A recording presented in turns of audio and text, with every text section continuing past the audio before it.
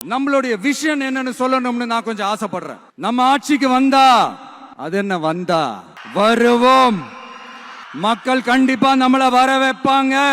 மக்களுக்கான ஆட்சியை மக்களே விரும்பி வர வைக்கத்தானே செய்வாங்க. அப்படி மக்களால் அமைக்கப்பட போற நம்ம ஆட்சியில நம்ம என்ன செய்ய போறோம்ன்றது அதுக்கான அந்த தேர்தல் அறிக்கையில அதுக்கான விளக்கத்தை டெஃபினட்டா கொடுப்போம். பட் அதுக்கு முன்னாடி ஒரு சின்னதா லைட்டா நான் கொஞ்சம் அதை சொல்லணும்னு ஆசைப்படுறேன். எல்லாருக்கும் நிரந்தரமான வீடு இருக்கணும். ஒவ்வொரு வீட்டுக்கும் ஒரு மோட்டார் சைக்கிள் வாகனம் உறுதியா இருக்கணும். காரும் தான் லட்சியம்.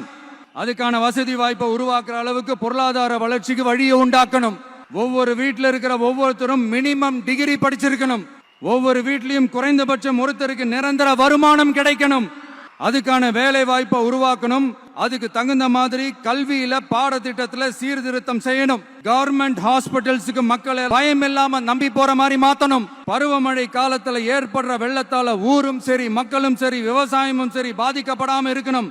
அதுக்கு 4000 கோடி திட்டம்னு ஒரு உருட்டுனாங்களே, அந்த மாதிரி எல்லாம் எதுவும் இல்லாம உண்மையான ஒரு பாதுகாப்பு திட்டத்தை உருவாக்கணும். மீனவர்களோட, தொழிலாளர்களோட, நெசவாளர்களோட, அரசு ஊழியர்கள் மற்றும் ஆசிரியர்களோட கருத்து கேட்டு அவங்களுக்கான பாதுகாப்பு மற்றும் வளர்ச்சி திட்டங்களை உருவாக்கணும். உருவாக்குறது மட்டும் இல்ல, அதை செயல்படுத்தணும். முக்கியமா இண்டஸ்ட்ரியல் டெவலப்மெண்ட்ஸ்ல கான்சென்ட்ரேட் பண்ணணும்.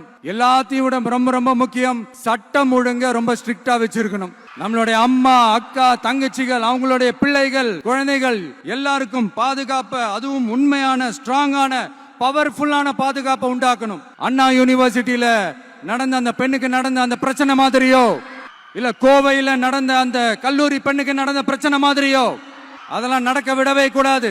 நம்ம வீட்டு பெண்கள் ஸ்ட்ராங்கா, பயமே இல்லாம தைரியமா இருக்கணும். இதை எப்படி செயல்படுத்த போறோன்றது முன்னாடி சொன்ன மாதிரி நம்மளுடைய தேர்தல் அறிக்கையில அதுக்கான விளக்கத்தை ரொம்ப டீடைல்டா கொடுப்போம்.